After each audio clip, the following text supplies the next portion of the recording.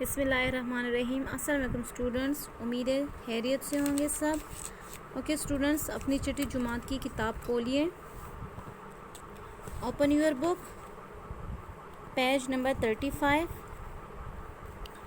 Okay, ہمارا آج کا جو ٹاپک ہے وہ کیا ہے؟ ضرب المثل۔ اوکے اسٹوڈنٹ، ضرب المثل کسے کہتے ہیں یا ضرب المثال کسے کہتے ہیں؟ جب کوئی جملہ کسی خاص موقع کی مناسبت سے بار بار بولا جائے تو وہ ضرب المثل کہلاتا ہے یا کہاوت کی شکل اختیار کر لیتا ہے، کیونکہ یہ جملے انسانی تجربات اور گہرے مشاہدات کا نچوڑ ہوتی ہے۔ محاورے کی طرح ضرب المثل کے الفاظ بھی اپنے اصلی معنوں میں استعمال نہیں ہوتے اور نہ ہی ان کے الفاظ میں رد و بدل کیا جا سکتا ہے۔ یہ جملے میں استعمال کیے بغیر اپنا مطلب واضح کرتی ہے۔ سو اسٹوڈنٹ، یہ تو ہمارا ایکسپلینیشن ہو گیا۔ سٹارٹ کر لیتے ہم۔ ضرب المثل۔ ضرب المثل کہاوت کو کہتے ہیں۔ اس لفظ مثل میں میم اور سے دونوں پر زبر ہے۔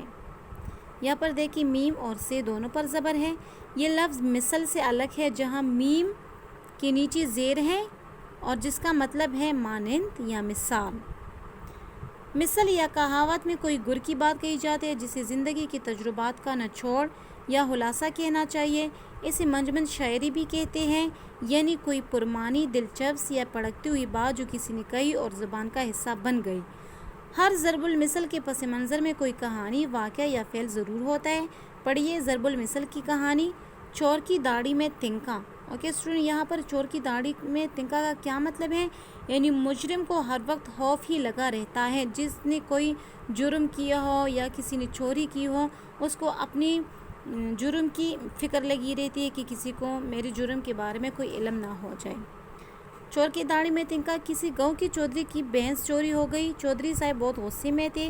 تمام ہزاروں نوکروں وغیرہ سے پوچھ گچھ کی گئی، کسی سے کچھ معلوم نہ ہو سکا۔ گاؤں کے ایک بزرگ کو بلوایا گیا، وہ بہت سمجھدار تھے۔ انہوں نے سب لوگوں کو ایک قطار میں کھڑا کروا دیا، اپنے آنکھیں بند کیے اور ایسے بیٹھ گئے جیسے مراقبے میں ہو۔ کچھ دیر کے بعد آنکھیں کھولی اور بولا، بھائی چور یہی ہے، نشانی اس کی یہی ہے کہ اس کی داڑھی میں تنکا ہے۔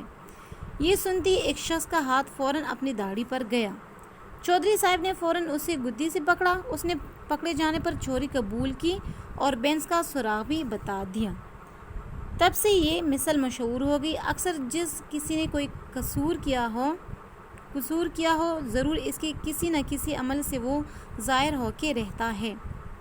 کچھ مزید ضرب المثال یہ ہے: ناچ نہ جانے آنگن ٹیڑھا، ایک کام نہ جانا اور الزام کسی اور پر لگانا۔ مطلب کسی چیز کے بارے میں جانتے ہو اور الزام دوسرے پر لگاتے ہو۔ چراغ سے چراغ جلتا ہے، ایک سے دوسرے کو فائدہ ہونا، جیسے علم ایک سے دوسرے کو منتقل ہوتا ہے۔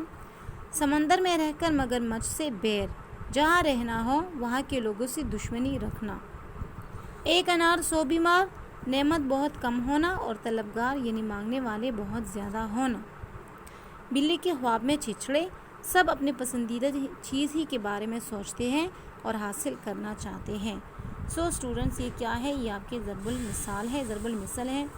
اوکے اسٹوڈنٹس، ضرب المثال کی پڑھائی کریں اور ساتھ میں یہ ضرب المثال یاد کریں۔ Thank you students.